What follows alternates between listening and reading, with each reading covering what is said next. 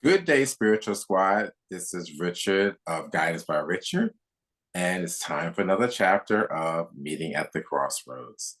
Today's guest is Christy Abram. I am so excited to have her on here. She is such an amazing woman. She has such an astounding background, and I'm going to read a little bit about her. Let me give you her bio. And Christy Abram, the Conflict Queen, is an award-winning author and insightful interpersonal communication and boundary coach with over a decade of experience. She is devoted and empowering to empower individuals and families to overcome generational and interpersonal conflicts through enhanced emotional intelligence, effective communication, and conflict resolution. Her personal journey fuels her passion for transforming family bonds and helping parents establish healthy relationships in their adult children. Christy's acclaimed book, groundbreaking initiative, Brown Girls' Rights, and insightful podcast, quote, the Conflict Queen, end quote, serve as a transformative platform, inspiring countless individuals to embark on journeys of healing and self-discovery. You can discover more about her and transformation journey at her site at theconflictqueen.com. Welcome. I'm so glad to have you on here. And it's been well overdue, I think. Just we're interested to learn more about you. Tell me a little bit about you, Christy. Well, I'm just a regular old her from St. Louis. Grew up in St. Louis, where I was born in St. Louis, spent some years there, grew up in Seattle, and was a great experience for me. I don't know if you've ever been to Seattle, but it's very beautiful, lots of mountains, lots of water, lots of green trees. So I had an opportunity to see a different side of life, while also kind of transitioning between St. Louis and then, the Pacific Northwest. So I have my norms from St. Louis, but I learned a lot about myself, lots of discovery, lots of healing, was able to introduce my children to another way of life, not St. Louis, where it's kind of rough and tumble. And, through those self-discoveries, understood how important it was to do the work. Because I wasn't in survival mode, being in St. Louis, I had an opportunity to really do some internal work, do some reflective work, and make a decision about how I wanted to, just grow and build a better and a bigger legacy for my children. But, overall, I've had an amazing opportunity to now live in Maryland. But it's this journey, it just never stops. Conflict is all around. People are learning how to communicate. People are constantly learning how to mitigate and just, affirm themselves and advocate for themselves. And that's my mission, especially for us, girlies who have adult children now in our 40s who are learning how to communicate with them and break some cycles. I'm really excited to be able to assist, these folks in creating a healthier lifestyle for themselves and healing through some of the generational trauma that they may have. If you don't mind me asking, I find it interesting, the Conflict Queen. Where does that come from? So it's actually a funny story. So I had, all my life, I've always attracted conflict. I've always attracted conflict. And no matter where I went, whether it was, in my family unit, whether it was work, whether it was school, I've been kicked out of a many of places for just being hot tempered and, not understanding how to communicate, and express myself. So I've kind of, as I've grown and done the work, I said, let's turn it into a positive. So the conflict queen is really about, effective communication and emotional intelligence. I think when people initially hear it, they think that I'm full of conflict, but that's not what it's about. Conflict is actually not a bad thing. Like, we're all working through conflict every day in some. We watched the government always work through conflict. The way they mitigate it, we may not like it, But conflict resolution is an actual life skill that all of us should have. We should learn how to communicate with each other. We can learn how to say, hey, I don't agree with what you're saying, but that doesn't mean that we have to fight. We don't have to disrespect each other. So my journey with, kind of owning the conflict queen is to, also, brand myself obviously as an expert, but also to let people know that this isn't bad. We're learning. These are tools. These are tools that you're going to have in your toolbox. And, I want to help you learn how to navigate in healthy ways. I find it interesting that looks like you highlight family issues, family problems, and I guess growing up, a lot of things that families sort of encounter. Could you tell me a little bit more of what is your contribution in resolving some of those issues? Well, I'm a child abuse survivor. I grew up in a household with addicts.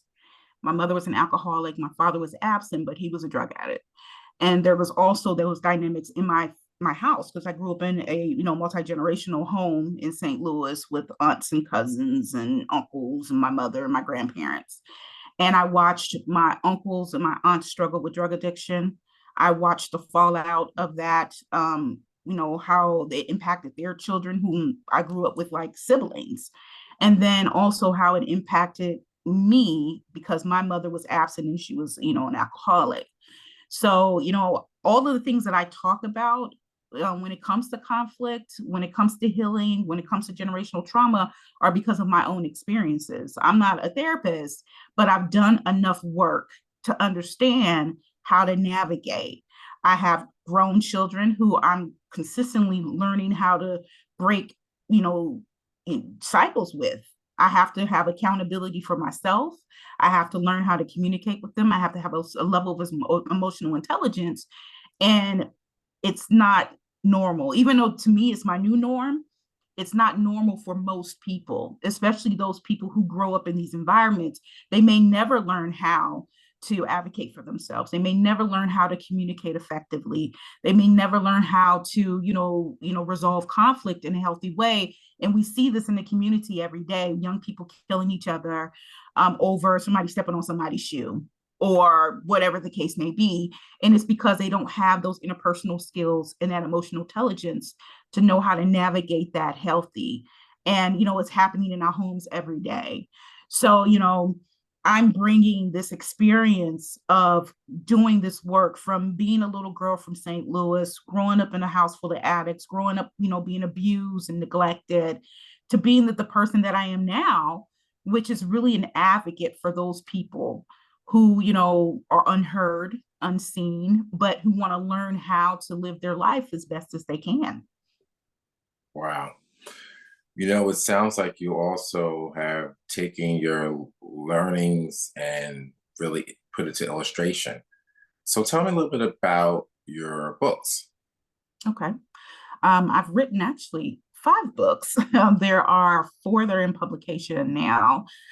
So Little Miss Somebody is a novel that's based on my childhood, available on Amazon. I also have a book, The Conflict Queen, that just came out in May, that is really around how to work through generational trauma. Like, and it's a great book, and how it's written is written in a story, but also has lots of lessons. I also have another book. Actually, I'm sitting here next to another book, Speak Your Truth, Heal Your Heart, which is, a radical guide for self-care. And, I've done a compilation book with some of the people who were in my group, Brown Girls Write. It's an anthology called Memoirs of a Broken Queen. So, I mean, there's quite a lot of books out there, and I also have a workbook and some stuff that I'm working on. But all of my books are about, self-care. They're all about, how we navigate family drama and family trauma. Like, what does that work actually look like? Like I said, us taking the accountability, pausing for a minute to identify that there's actually something going on, and understanding that this impacts our body. This impacts us on a mental, emotional, spiritual level. when we're not dealing with and healing through our traumas. It could, manifest into an illness. It could, work on us, with as far as our mental illness. We could start having all other types of issues. So, I'm really on a journey to talk as much as I can about this, because I'm watching, women of color and just people overall dying, very young, for reasons that they don't have to. And a lot of it is because they don't want to resolve, or they don't know how to resolve, getting the help that they need in order for them to be well. So when did you start writing books?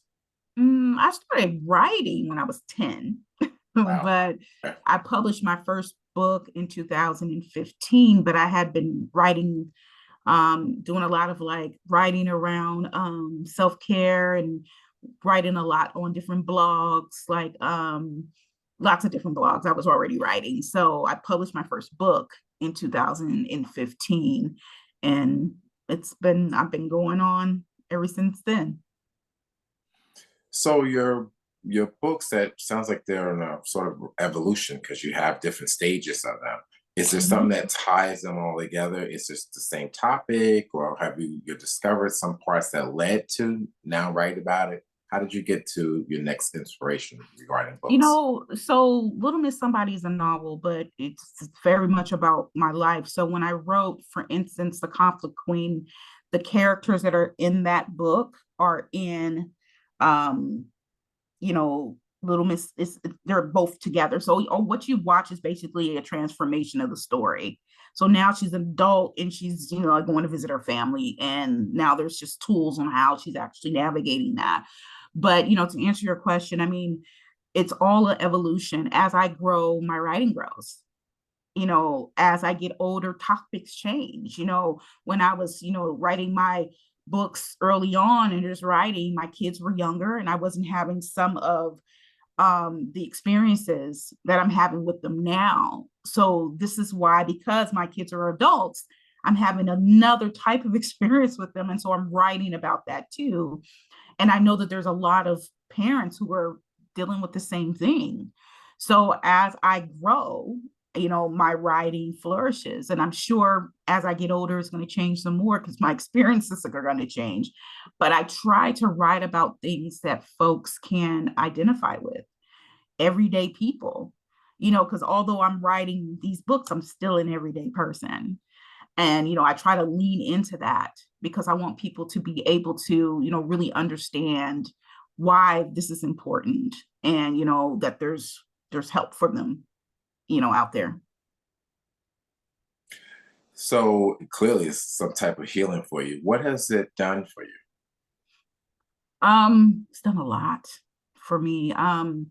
It's given me an opportunity to like see myself. It's given me an opportunity to grow into the woman that I am today, to heal, to create a career for myself. If you would have asked me, when I was younger in my 20s, where did I see myself? I couldn't see down the street. And I couldn't see anything. But I've been able to, high school dropout, able to go back to college.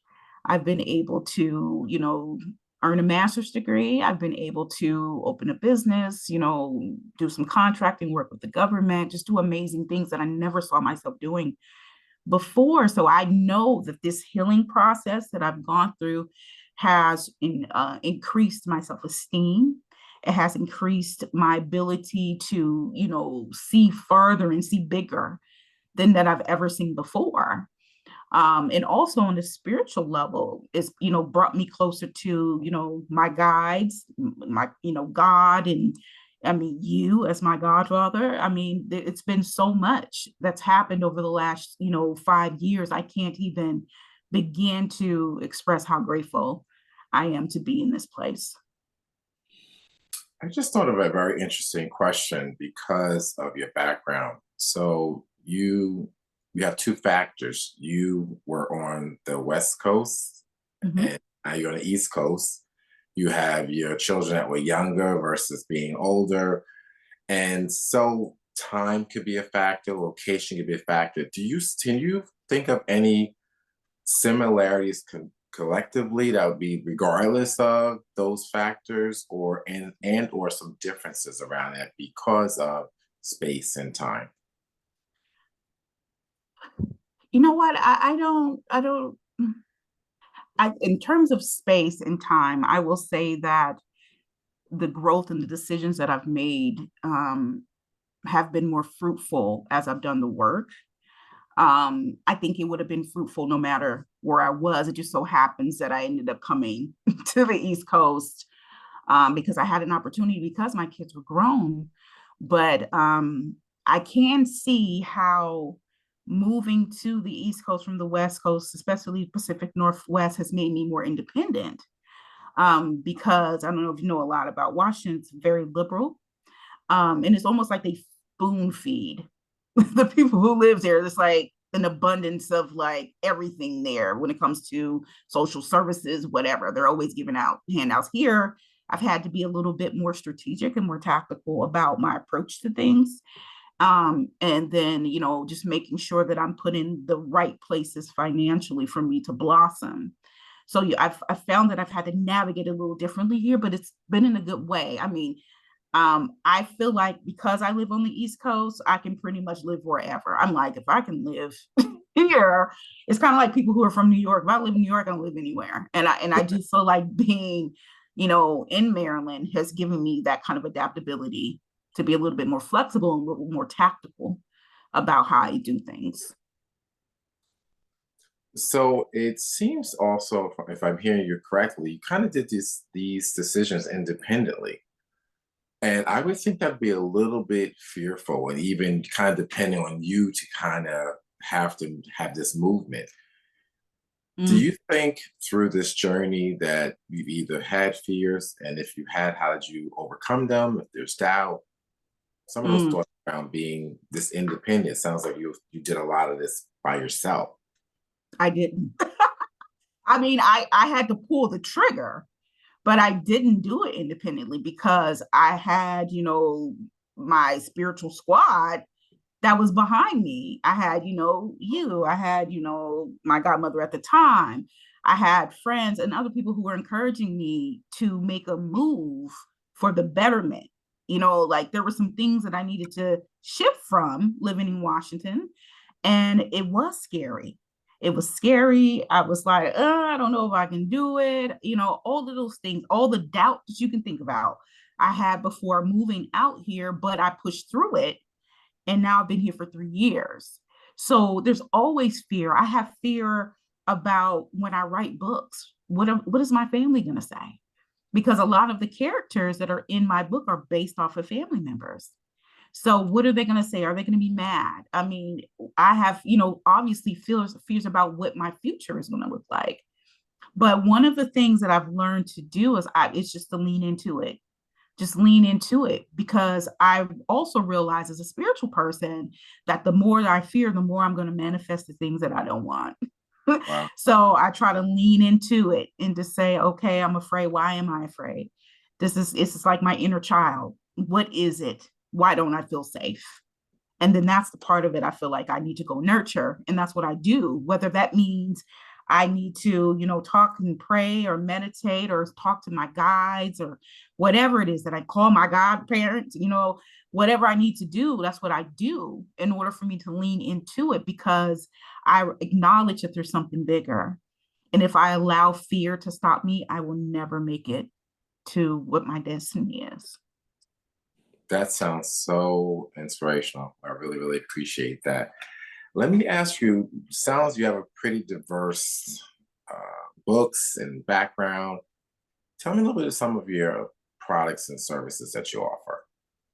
So I offer coaching outside of my books. I do some coaching with folks, especially women who are transitioning. This could be maybe you're having conflict at work. It could be conflict with family. It can be conflict with your children. But I do lots of coaching with people and lots of mentoring and this work around empowerment. I want you to feel empowered to stand in your truth, to say what you need to say. I want to give the tools for folks to do that as well. Like, whether that's a workbook whether, it's a coaching session. So, I mean, there's the work that I do is diverse, and I give away a lot on social media. I talk a lot, especially on TikTok. I talk a lot about what to do. But it's and my services obviously are growing, but at this point, I do lots of coaching. I'm offering, a free workbook right now that's on my website around, self-care. It's called a self-care plan. So I'm offering that too. And there's going to be other things that are coming down the pipeline. I have a journal that I'm working on that's going to be released in October. So, like I said, as I grow and I'm seeing the needs of the people that I'm working with and serving, I'm sure that what I'm offering is going to grow as well. So how was another way? What's the best way to reach you?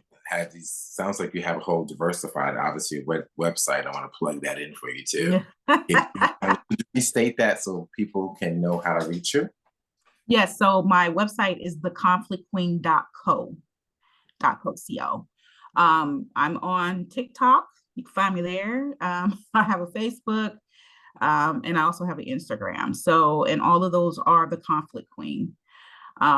So you can always find me there. On my website, if you go there, you can find all kinds of things about me. You can read articles, you can watch videos, get to know a little bit about my services, and then also find my social media on there as well. So it's theconflictqueen.co. That's where you find me. And my books are on Amazon. So, and anywhere books are sold. So if you look for me, Barnes and Nobles, Amazon, Christy Abram, you'll find me. Wow, I'm so impressed. Well, Christy, it's been an awesome and a pleasure to speak with you. And as you mentioned, you're reachable, you have books, you have references. I encourage everyone to take some time and get to know her as well as some of her services and products. So take a look on her website. It's been a pleasure. I look forward, and I follow you, as you know. And I encourage everyone else to also sign up and follow her as well and purchase her things. It's been my pleasure, and I wish you the very best, and I will talk to you soon. Followers, it's been a pleasure. Please, please, I encourage you to please take a look at all that she has available. And I'm curious to see also some feedback. I'm sure Christy will be open to sharing that as well. Yes, absolutely. Thank you so much, Padrino. Have a great day. Thanks again.